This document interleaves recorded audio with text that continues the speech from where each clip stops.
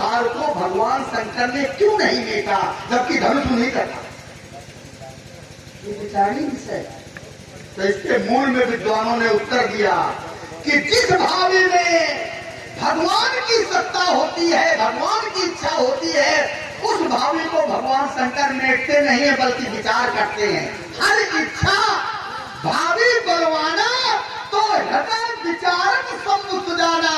भगवान शंकर विचार करते हैं लेकिन मेटते भगवान शंकर भी जानते थे कहीं न कहीं हर की इच्छा तो नहीं है भावी के धनुष को तोड़वाने में, इसीलिए तो उन्होंने भावी को नहीं मेटा। और ये महात्मा जी नहीं समझ रहे हैं, इनको समझना चाहिए।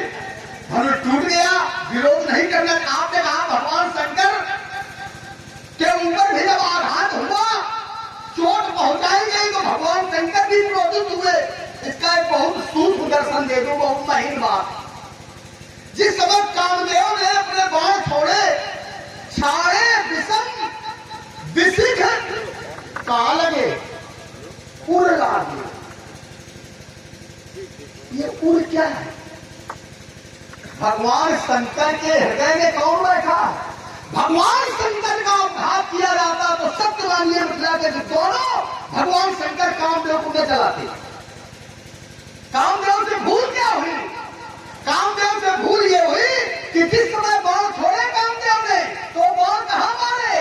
किसी के उड़ लागे। और उनमें कौन बैठा है? उनमें भगवान शंकर के आराध्य बैठे हैं। यही दो बंधु संगूर आराध्य बैठे हैं। और आराध्य उनके हृदय पर जब बाण लगे तो आराध्य को चोट पहुंची। यही है छूट समाधि शंभु तब जागे। लक्ष्मण कुमार के कथना होता है कि उड़ में कौन बैठा? इस पर भी हमारा एक चिंतन है। जी चिंतन है। बताया गया कि जहां अगर उड़ में वो परमात्मा बैठा है, और जहां परमात्मा होगा वहां पर काम प्रभावी नहीं होगा। अच्छा, और क्या है? जरा जी बताया गया, ओम कहा जहां राम कहा काम नहीं। जहां राम है वहां कभी काम का प्रवेश नहीं हो सकता, और जहां काम है और वहां कभी राम नहीं जाते। तो कहा जहां राम तहां काम नहीं, और जहां काम नहीं राम, अब तुलसी कब हो नहीं सके रवि रजनी। अगर वहां पर वो परमात्मा विराजमान है तो वहां काम का प्रवेश नहीं होना चाहिए। जैसे परमात्मा तो है तो काम का प्रवेश कैसे? यानी काम का प्रभाव कैसे शिव जी के ऊपर? दो बातें हो गई। काम का प्रवेश नहीं हुआ, वहां प्रभाव भी नहीं। अगर अपना प्रभाव दिखाया, प्रभाव तो संसार में दिखाया, तब अपन प्रभाव विस्तारा, वो तो विषय अलग है। लेकिन यहाँ की स्थिति क्या है? छाड़े विषम विशिख उड़ लागे। ये बाण कामदेव ने बाण छोड़ा, ये तो भगवान शंकर के उड़ने लगे। काम के बाण भी जो है तो वो काम से ही तो प्रभावित है। देखिए एक क्षण, कामदेव ने बाण छोड़े, कामदेव ने बाण छोड़कर भगवान शंकर को काम ही बनाने के लिए छोड़ा था। समाधि को उन्होंने समझ लिया। भंग किया। देखिए यही तो सूचना है। बहुत अच्छी बात आई है आपका चिंतन। भगवान कामदेव ने जब बाण छोड़े तो सारे संसार को तो अपने प्रभाव में ले लिया, सारे संसार को अपने बस में कर लिया। क्या भगवान शंकर को बस में कर लिया? क्या नहीं कर पाए। तब उसने विशिख बाण छोड़े, विषम बाण छोड़े, और जब विषम बाण छोड़े तो समाधि बंद हो गई। और मूल उद्देश्य केवल इतना ही था कि भगवान शंकर की समाधि टूट जाए और विवाह हो जाए, इनके पुत्र से उस दैत्य का वध करवा दिया जाए। बात तो नहीं थी।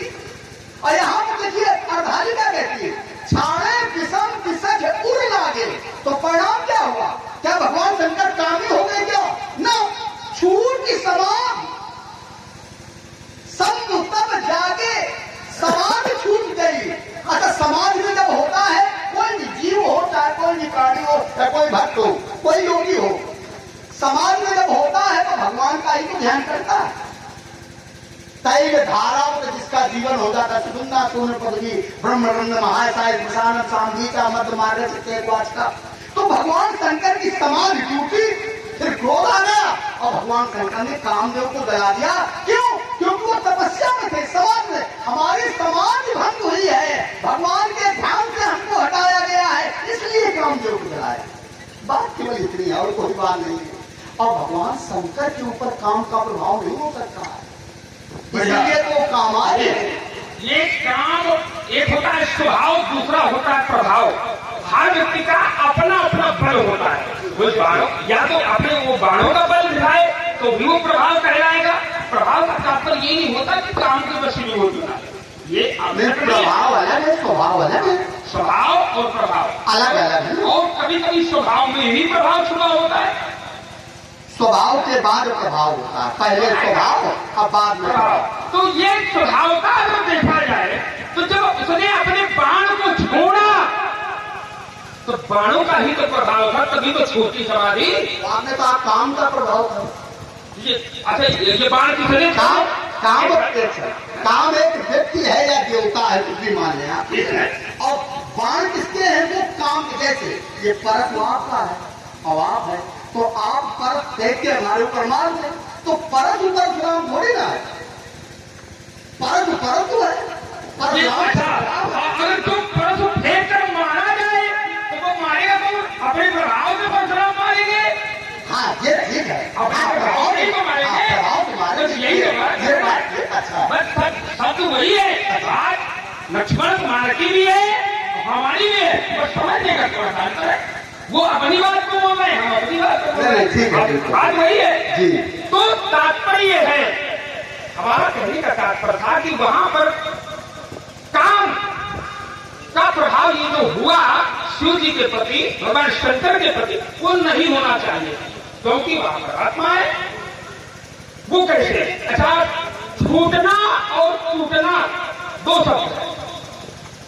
हमने कहा ये धनुष दिव्य था, तो लक्ष्मण कुमार ने कहा दिव्य है तो उसको तो टूटना चाहिए। तो सती जी भी दिव्य थी, उन्होंने भी अपने शरीर को छोड़ा। अच्छा, शरीर को सती जी ने छोड़ा है कि तोड़ा गया, टूट के छूटा? सती जी ने शरीर को छोड़ा है, धनुष ने अपने आप को नहीं तोड़ा। आज का योग आगे में तनु जा रहा, ये सती जी के लिए। और धनुष को तोड़ा गया। ये आप अगर हम तो समझ नहीं करेंगे, लक्ष्मण के कथनानुसार ये है कि संसार में तो सब नाशवान है, आसमानी आज नष्ट हो रही है। अच्छा, एक होता है नष्ट हो जाना और दूसरा है नष्ट कर देना, इसमें भी अंतर है। तो धनुष को टूटा नहीं है, धनुष को तोड़ा गया है, इस बात पर भी होता है। क्या निज इच्छा से तोड़ा गया? ये का है, अब का है, ये इसका मतलब स्वीकार कर लिया गया। निज इच्छा क्या कहना चाहते हैं? ये इतना खोल रहा है, हो सकता है निज इच्छा। मैं इसलिए इतना खोल रहा हूँ, मैं चाहता हूँ आप जो उसी के अनुसार उसी रूप में हो जाए, जिनको एक को मैंने बना दिया। इसलिए मैं खोल रहा हूँ। देखिए, कोई भी कार्य अगर हो रहा है तो हमें तो ऐसा लगता है कि उसमें भी निज इच्छा होती है, तभी वो कार्य। यही तो बात है। धनुष तोड़ने वाले ने धनुष तो तोड़ा, तो क्या निज इच्छा से तोड़ा? अगर कोई व्यक्ति निज इच्छा से कार्य करता है, अपनी इच्छा से करता है, तो हो सकता है उससे भूल भी हो सकती है। मानव है, मानव जीवन में भूल होती रहती है। अगर अपनी इच्छा से मनुष्य कोई कार्य करे तो भूल हो सकती है, चूक हो सकती है, अपराध हो सकता है। लेकिन अगर महापुरुषों की इच्छा से करे, गुरुजनों की इच्छा से करे, तो क्या भूल हो सकती है क्या?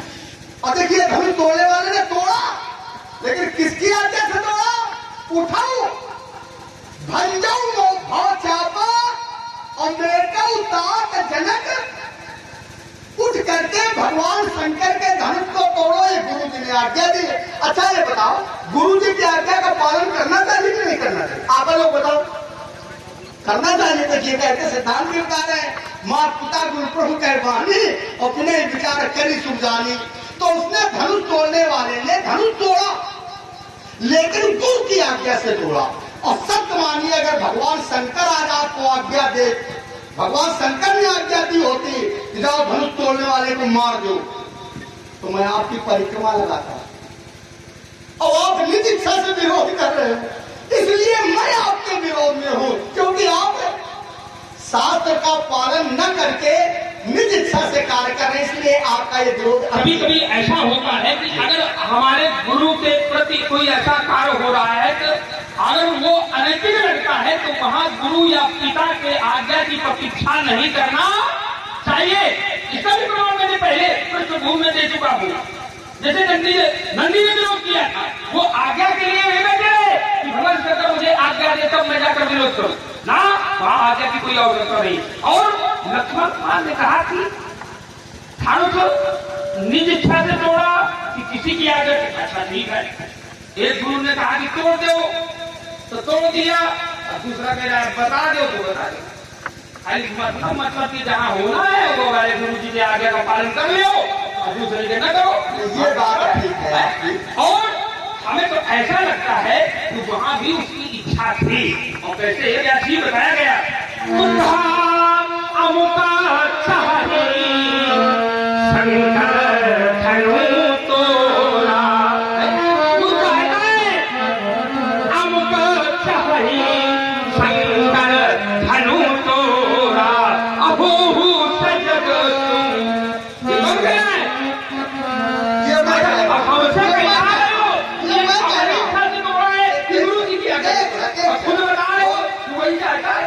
बात आ गई। यद्यप ये रहस्य की बात है, आपको नहीं कहना है, ये लक्ष्मण ने कहा है, राम चाहि शंकर धन तोरा, हो सजग सुन आए सुमोरा। ये मैंने कहा था, जिस कुंजरो कवच अहिकोरा। लेकिन आज्ञा पहले मिल चुकी थी, आज्ञा मिल चुकी, उसके बाद ही की बात है। जब आज्ञा मिली तब मैंने दिशाओं को, दिक्पालों को सतर्क किया। क्या कहा, जिस कुंजरो कवच अहिकोरा, धरो धरन धरि धीर न डोला। क्योंकि राम चाहे शंकर धन, क्योंकि गुरु की इच्छा वहां पर मिल चुकी है, गुरु की आज्ञा मिल चुकी है। अगर उसके पहले तोड़ना चाहते तो दोष हो जाता। गुरु की आज्ञा यहाँ पर सम्मिलित है, और गुरु की आज्ञा में अगर शिष्य की इच्छा है तो कोई दोष है नहीं। पहली बात आपने कहा कि गुरु जी आज्ञा न दे, पिताजी आज्ञा न दे, स्वामी आज्ञा न दे, तो क्या शिष्य कार्य न करे? करे, बिना कहे भी कार्य करना चाहिए। सिद्धांत कहता है, उत्तम चरितम कार्याप्योपकारी का मध्यमा। उत्तम सेवक वो होते हैं जो बिना कहे हुए कार्य करते हैं, और आज्ञा मिलने पर जो कार्य करते हैं मध्यम कोट के होते हैं। लेकिन काबर साधक कृषि सुखानी, समय चूक पुरी का बस्तानी। अच्छा, विरोध भी अगर किया जाए तो समय पर किया जाए। अच्छा, जैसे उदाहरण, कोई भवन है और भवन अनैतिक है या नैतिक है, कोई अगर भवन के निर्माण का विरोध कर रहा है तो समय पर करे तब तो ठीक है बनने का, और भवन बन जाए बाद में विरोध करे तो क्या होगा? तो करते ही रहो, और धर्म टूट जाए तो करते ही रहो। और अगर जिस समय राजा जनक ने प्रण किया था, स्वयंराज को दंड कठोरा, राज समाज आज तो तोड़ा, अगर उसी समय आपने विरोध कर दिया होता, हो सकता है धर्म न टूटता, हो सकता है विरोध करते। जैसे नंदी का आपने उदाहरण दिया, उस समय नंदी का जब भगवान शंकर का अपमान किया गया दक्ष प्रजापति के द्वारा, तो नंदी ने वहां विरोध किया। क्यों? क्योंकि वो सामयिक था, उसी समय पर किया गया। जैसे आपने धनुष तोड़ने वाले का विरोध किया, उसे शत्रुमाना में खड़ा हो गया, हमने प्रतीक्षा नहीं की। तो समय पर कार्य होना चाहिए, तो इसलिए विरोध भी समय पर होना चाहिए। और बस समय का ध्यान नहीं रखा, इसीलिए मेरा कहना है, वक्त को जिसने नहीं, वक्त को जिसने नहीं जाना उसे मिटना पड़ा है। वक्त को जिसने नहीं जाना उसे मिटना पड़ा है। बच गया तलवार से तो फूल से कटना पड़ा है। क्यों न कितनी ही बड़ी हो, क्यों न कितनी ही हो, अरे हर नदी की धार से चट्टान को हटना पड़ा है, हर नदी की धार से चट्टान को हटना पड़ा है। बार बार दीवार चढ़ना व्यर्थ था, दीवार गढ़ना, अरे मृत्तिका के हाथ में जीवन बदल कर ही रहेगा। चल गया है दीप तो अंधियार मिट कर ही रहेगा। दीप कैसा हो कहीं हो, पर सूर्य का अवतार है वो दीप। कैसा हो कहीं हो, पर सूर्य का अवतार है वो। धूप में कुछ भी नहीं, पर तम में पहरेदार है। दीपक का अस्तित्व जब सूर्य का प्रकाश हो तो समझ में नहीं आता है, लेकिन अंधेरा हो तो दीपक का ही सहारा होता है। धूप में कुछ भी न तम में, किंतु पहरेदार है वो।